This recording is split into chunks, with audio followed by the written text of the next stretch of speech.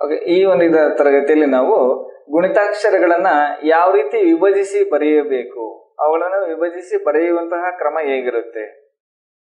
ಯಾವುದೋ ಒಂದು ಪದವನ್ನ ತೆಗೆದುಕೊಂಡ್ರೆ ಆ ಪದದಲ್ಲಿ ಎಷ್ಟು ಅಕ್ಷರಗಳು ಸೇರ್ಕೊಂಡಿರ್ತವೆ, ಅವುಗಳನ್ನ ಬಿಡಿಸಿದಾಗ ಯಾವ್ಯಾವ ಅಕ್ಷರಗಳು ಬರ್ತವೆ, ಆ ಯಾವ ಅಕ್ಷರಗಳನ್ನ ಸೇರಿಸಿ ನಾವು ಈ ಪದವನ್ನು ಮಾಡಿರ್ತೀವಿ ಅಂತಕ್ಕಂಥದ್ದು ವಿಭಜಿಸಿ ಬರೆಯುವ ಕ್ರಮ. ಅದನ್ನ ಈ ತರಗತಿಯಲ್ಲಿ ನೋಡೋಣ.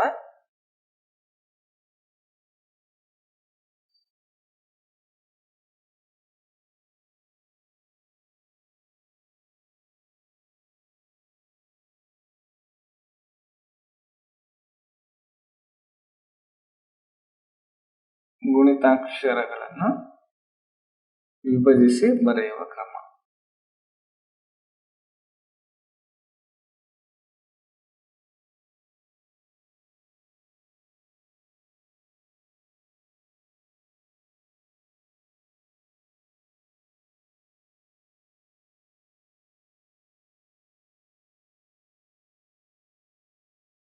ನಾವು ಇಂದಿನ ತರಗತಿಯಲ್ಲಿ ಗುಣಿತಾಕ್ಷರಗಳು ಯಾವ ರೀತಿ ಉತ್ಪತ್ತಿ ಆಗ್ತವೆ ಅಂತದನ್ನ ನಾವು ನೋಡಿದ್ದೀವಿ. ಆದ್ರೆ ಈಗ ಆ ಉತ್ಪತ್ತಿ ಆಗ್ತಕ್ಕಂಥದ್ದನ್ನ, ಅವುಗಳನ್ನ ಯಾವ ರೀತಿ ಉತ್ಪತ್ತಿ ಆಗಿರೋದು ಅಂತ ನೋಡಿದ್ವಿ, ಕ್ರಿಯೇಟ್ ಆಗ್ತವೆ ಅಂತ. ಈಗ ಅವುಗಳನ್ನ ಯಾವ ರೀತಿ ಕ್ರಿಯೇಟ್ ಮಾಡಿದ್ವಿ, ಅವುಗಳನ್ನ ಮತ್ತೆ ವಿಭಜಿಸಿ ಬರೆಯೋದು ಹೆಂಗೆ ಅಂತ ನೋಡೋಣ. ಈಗ ಯಾವ್ದೋ ಒಂದು ಎಕ್ಸಾಂಪಲ್ ತಗೊಳ್ಳೋಣ. ಮನೆಯ.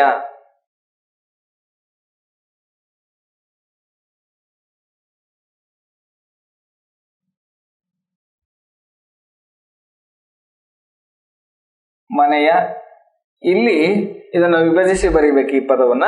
ಈ ಪದವನ್ನು ವಿಭಜಿಸಿ ಬರೆಯುವಾಗ ನೋಡಿ, ಮ ನೆ ಯ ಈ ಅಕ್ಷರಗಳು ಅರ್ಧ ವ್ಯಂಜನ ಅಕ್ಷರಗಳಿಗೆ ಮತ್ತೆ ಸ್ವರಗಳು ಸೇರ್ಕೊಂಡಿದ್ದಾವೆ. ಇದರಲ್ಲಿ ಆ ಸ್ವರಗಳು ಎಷ್ಟಿದಾವೆ ಮತ್ತು ವ್ಯಂಜನಗಳು ಎಷ್ಟಿದಾವೆ ಅವುಗಳನ್ನ ಬಿಡಿಸಿ ಬರೀಬೇಕಾಗತ್ತೆ.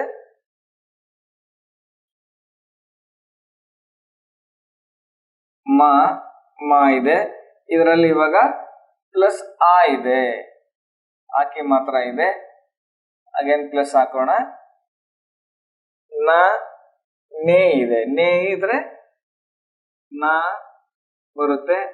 ನಾ ಪ್ಲಸ್ ನಾ ಒಳಗಡೆ ಎ ಇದೆ, ನಾ ಪ್ಲಸ್ ಎ ನೇ ಆಗುತ್ತೆ. ನೇಯಲ್ಲಿ ಈಗ ಏಕಿ ಮಾತ್ರ ಇದೆ. ಇದರಲ್ಲಿ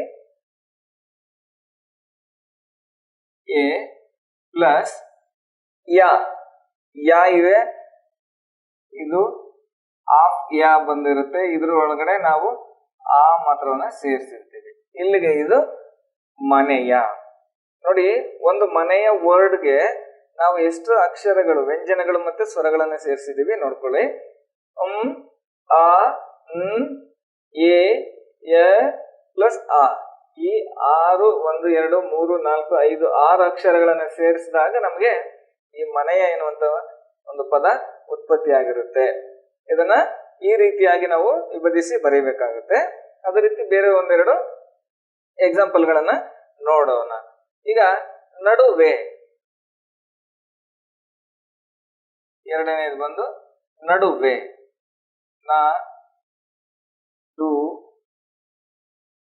ನಡುವೆ. ಈಗ ನಾ ಇದೆ, ನಾಗೆ ಅರ್ಧ ನಾವು ಬರೆದಿದ್ದೀವಿ. ಇದು ವ್ಯಂಜನಾಕ್ಷರ, ಇದಕ್ಕೆ ನಾವು ಸ್ವರ ಸೇರಿಸಿದ್ದೀವಿ. ಯಾವುದು? ಆ ಸೇರಿಸಿದ್ದೀವಿ. ಡಾಗೆ ಊಕಿ ಮಾತ್ರವನ್ನು ಸೇರಿಸಿದ್ದೀವಿ. ಡಾಗೆ ಊಕಿ ಮಾತ್ರ ಸೇರಿಸಿದ್ದೀವಿ. ಡ ಪ್ಲಸ್ ಉ ಪ್ಲಸ್ ವೇ, ವಾಗೆ ಏಕಿ ಮಾತ್ರ ಸೇರಿಸ್ಕೊಂಡಿದ್ದೀವಿ ಈ ಅಕ್ಷರವನ್ನ. ಹಾಗಾಗಿ ವ ಪ್ಲಸ್ ಎ. ಈಗ ನಾ ಪ್ಲಸ್ ಆ ನಾ, ಡ ಪ್ಲಸ್ ಉ ಡು ನಾ ಡು, ವ ಪ್ಲಸ್ ಎ ವೇ ನಡುವೆ. ಈ ರೀತಿಯಾಗಿ ಕೂಡ ಇದನ್ನ ನಾವು ವಿಭಜಿಸಿ ಬರಿತೀವಿ. ಹಾಗೇನೆ ಬೇರೆದನ್ನ ನೋಡೋಣ.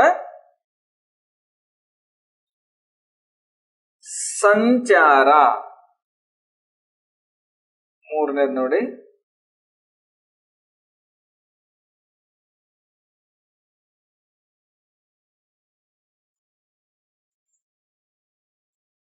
ಸಂಚಾರ. ಈಗ ಸ ಎನ್ನುವಂಥದ್ದು ಮೊದಲೇ ಇರತಕ್ಕಂತ ಪದ. ಆ ಸಾಗೆ ನಾವು ಅಂಕಿ ಮಾತ್ರವನ್ನ ಸೇರಿಸಿದ್ವಿ. ಸಾಗೆ ಅಂಕಿ ಅಂದ್ರೆ ಅನುಸ್ವರವನ್ನು ಸೇರಿಸಿದೀವಿ ಇಲ್ಲಿ. ಹಾಗಾಗಿ ಸ ಪ್ಲಸ್ ಅಂ ಸಂ.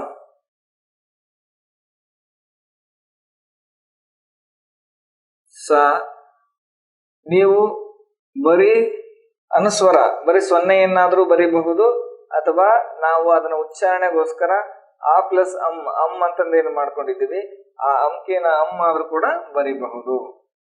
ಈಗ ಅಂಕಿ ಮಾತ್ರ ಅಂ ಇದೆ. ನೆಕ್ಸ್ಟ್ ಚಾರ, ಇದು ಬರೀ ಚಾಲ ಚಾ ಇರ್ತಕ್ಕಂಥದ್ದು ನೋಡಿ. ಚ ಪ್ಲಸ್ ಆ ಬಂದಿದೆ. ಚ ಪ್ಲಸ್ ಆ ಚಾ ಆಗುತ್ತೆ. ಕೊನೆಗೆ ರಾ ಪ್ಲಸ್ ಆ ನೋಡಿ. ಸ ಪ್ಲಸ್ ಅಂ ಸಂ, ಚ ಪ್ಲಸ್ ಆ ಚಾ ಸಂಚಾರ, ರ ಪ್ಲಸ್ ಆ ರ ಸಂಚಾರ. ಈ ರೀತಿಯಾಗಿ ನಾವು ಬರೀಬೇಕು. ಈಗ ಒಂದು ಬೇರೆಯ ರೀತಿಯಾಗಿರ್ತಕ್ಕಂಥದ್ದನ್ನು ನೋಡೋಣ.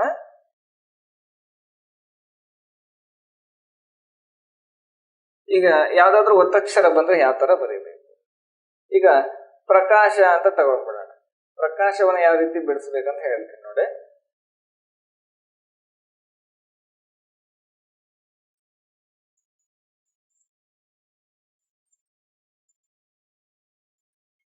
ಪ್ರಕಾಶ ಪದವನ್ನು ತೆಗೆದುಕೊಂಡಿದ್ದೀವಿ. ಫಸ್ಟ್ ಏನಿದೆ ಇದರಲ್ಲಿ, ಇಲ್ಲಿ ಮತ್ತೊಂದು ಅಕ್ಷರ ಇದೆ. ಯಾವ್ದಿದೆ? ರಾ ಇದೆ. ಪಾಗೆ ರಾ ಇದೆ, ಇಲ್ಲಿ ಕಾಗೆ ಆ ಇದೆ, ಶಾಗೆ ಆ ಬರುತ್ತೆ. ಇಲ್ಲಿ ಪ ಬರೆಯೋಣ ಫಸ್ಟ್.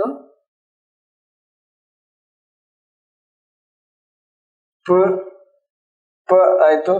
ಕೆಳಗಡೆ ರಾ ಇದೆ, ರ್ ಬರೀಬೇಕು. ಆಯ್ತು. ಇವೆರಡು ವ್ಯಂಜನಗಳಾಗಿ ಬದಲಾಗಬೇಕಾದ್ರೆ ಏನಾಗಿರುತ್ತೆ? ಆಕಿ ಮಾತ್ರವನ್ನ ಸೇರಿಸಿರ್ತೀವಿ. ಹಾಗಾಗಿ ಆ ಆಕಿ ಮಾತ್ರ. ಪ ರ ಪ್ಲಸ್ ಆ ಪ್ರ. ಕಾಶ, ಕ ಹಾಫ್ ಲೆಟರ್ ಬರೆದು ಆಕಿ ಮಾತ್ರ ಪ್ರಕಾಶ. ಶ ಬಂದು ಇಶ್ ಪ್ಲಸ್ ಆ. ಈಗ ಇದು ಏನಾಗುತ್ತೆ? ಪ್ರಕಾಶ. ಪ್ರಕಾಶ ಎನ್ನುವಂತ ಪದ ಈ ರೀತಿಯಾಗಿ ನಾವು ಬರೀತೀವಿ. ಪಾರ ಪ್ಲಸ್ ಆ ಪ್ರ, ಕ ಪ್ಲಸ್ ಆ ಕಾ, ಯಶ್ ಪ್ಲಸ್ ಆ ಪ್ರಕಾಶ. ಈಗ ಇದೇ ರೀತಿ ಬೇರೆ ಈಕೆ ಮಾತ್ರಗಳು ಬರ್ತಕ್ಕಂಥದ್ದು ನೋಡೋಣ. ಈಗ ಗಮನಿಸಿ ಅಂತ ಒಂದು ಪದ ಇದೆ. ಗಮನಿಸಿ ಅಂದ್ರೆ ನೋಡಿ, ಇಲ್ಲಿ ತಿಳ್ಕೊಳ್ಳಿ, ಈ ಕಡೆ ಕೇಳಿಸ್ಕೊಳ್ಳಿ ಅಂತ. ಗಮನಿಸಿ.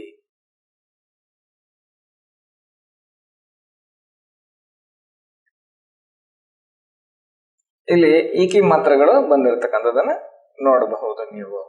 ಈಗ ಗ ಪ್ಲಸ್ ಆ ಪ್ಲಸ್ ಪ್ಲಸ್ ಆ. ಇಲ್ಲಿ ಗಮನಿಸಿ, ಗ ಗ ಇದೆ, ಗ ಪ್ಲಸ್ ಆ ಗ, ಮ ಪ್ಲಸ್ ಆ ಮ. ಈಗ ನೀ ಬರೀತಾ ಇದ್ದೀನಿ, ನೀ ಇಲ್ಲಿ ಪ್ಲಸ್ ಹಾಕೋಣ. ಪ್ಲಸ್ ಇ, ನ ಪ್ಲಸ್ ಇ ನೀ ಆಗುತ್ತೆ. ಈಗ ಸಿ, ಸ ಪ್ಲಸ್ ಇ, ಸ ಪ್ಲಸ್ ಇ. ಈ ರೀತಿಯಾಗಿ ಗಮನಿಸಿ. ಗಮನಿಸಿ ಈ ರೀತಿ ಈ ಪದ ಉತ್ಪತ್ತಿ ಆಗಿರ್ತಕ್ಕಂಥ. ಗಮನಿಸಿ 4 ವರ್ಡ್ ಎಷ್ಟರಿಂದ ಅಕ್ಷರಗಳಿಂದ ಉತ್ಪತ್ತಿ ಆಗಿದೆ ನೋಡಿ. 1 2 3 4 5 6 7 8 ಅಕ್ಷರಗಳನ್ನ, ವ್ಯಂಜನ ಮತ್ತು ಸ್ವರಗಳನ್ನ ಸೇರಿಸಿದಾಗ ಈ ಪದ ಉತ್ಪತ್ತಿ ಆಗಿರುತ್ತೆ. ಈ ರೀತಿಯಾಗಿ ನಾವು ವಿಭಜಿಸಿ ಬರೀಬೇಕು. ಅದರಲ್ಲಿ ಇನ್ನೊಂದು ನಿಮಗೆ ಐಕಿ ಮಾತ್ರವನ್ನ ನೋಡಿಲ್ಲ. ಐಕಿ ಮಾತ್ರವನ್ನ ಯಾವ ರೀತಿ ಬಿಡಿಸ್ಬೇಕಂತ ಹೇಳೋಣ ಈಗ. ಈಗ ಫಾರ್ ಎಕ್ಸಾಂಪಲ್ ನಾವು ಮೈಸೂರು ತಗೊಳ್ಳೋಣ. ಮೈಸೂರು,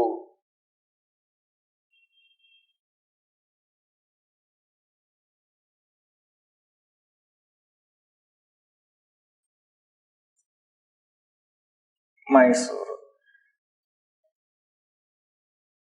ಈಗ ನೋಡಿ, ಮೈಸೂರು ಬರೆಯುವಾಗ ಮೇ ಇದೆ ಮತ್ತೆ ಐ ಇದೆ. ಮೇ ಮತ್ತು ಐ ಇದೆ. ಹಾಗಾಗಿ ನಾವು ಇವುಗಳನ್ನ ಬರೆಯುವಾಗ ಸ್ವಲ್ಪ ಗಮನಿಸಿ ಬರಿಬೇಕಾಗುತ್ತೆ. ಇಲ್ಲಿ ಸೂಗೆ ಊಕಿ ಮಾತ್ರ ಇದೆ, ಇಲ್ಲಿ ಉಕ್ಕಿ ಮಾತ್ರ ಇದೆ. ಇವು ಎಷ್ಟುಗಳನ್ನ ನಾವು ಸೇರಿಸಿ ಬರಿಬೇಕಾಗುತ್ತೆ. ಈಗ ಮೈ ಅಂತ ಬರುತ್ತೆ. ಮಾ plus I,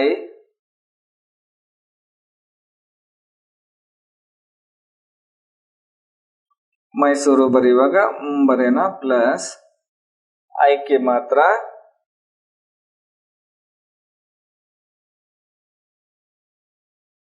plus Suu S plus ಊ ಪ್ಲಸ್ ರು ಅಲ್ ಪ್ಲಸ್ ಓ. ಇದು ನಮಗೆ ಮೈಸೂರು ಎನ್ನುವಂತ ಪದವನ್ನ ಕೊಡುತ್ತೆ. ಈ ರೀತಿಯಾಗಿ ನಾವು ಪದಗಳನ್ನ ವಿಂಗಡಿಸಿ ಬರಿಬೇಕಾಗತ್ತೆ. ಇನ್ನೊಂದು ಔಕಿ ಮಾತ್ರವನ್ನ ನೋಡ್ಬಿಡೋಣ. ಔಕಿ ಮಾತ್ರದಲ್ಲಿ ಗೌಡಿಕೆ ಅಂತ ಒಂದು ಪದ ತಗೋಣ. ಗೌಡ, ಗೌಡ ಅಂತ ಪದ ತಗೋಣ, ಅಥವಾ ಗೌಡರು ಅಂತಂದಾದ್ರೂ ತಗೊಳ್ಬಹುದು ನೀವು. ಸೇಮ್ ಗ ಪ್ಲಸ್ ಔಕಿ ಮಾತ್ರ. ಗ ಬರೀರಿ, ಆಫ್ ಗ, ಔ ಪ್ಲಸ್ ಗ ಪ್ಲಸ್ ಔ ಗೌ, ಡ ಅರ್ಧ ಪ್ಲಸ್ ಆರ್, ಡ ಪ್ಲಸ್ ರು, ರ ಪ್ಲಸ್ ಉ.